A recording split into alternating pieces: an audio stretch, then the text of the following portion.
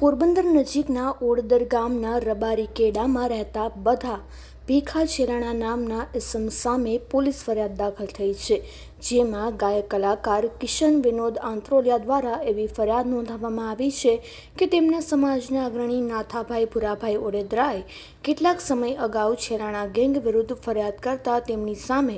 ગુજસી talk હેઠળ કાર્યવાહી થઈ હતી। ફરિયાદી કિશન તથા તેના ભાઈ જયેશ નાથાભાઈ ઓડેદરાને સમર્થન કરતા હતા, તેનું મન દુઃખ રાખીને બધા છેરાણાએ ઘરે આવીને ગાળો દઈને ધમકી આપી હતી, જેનો વિડીયો પણ ઉતારી લેવામાં આવ્યો હતો અને વિધિવત રીતે પોલીસ ફરિયાદ દાખલ કરવામાં આવી હતી।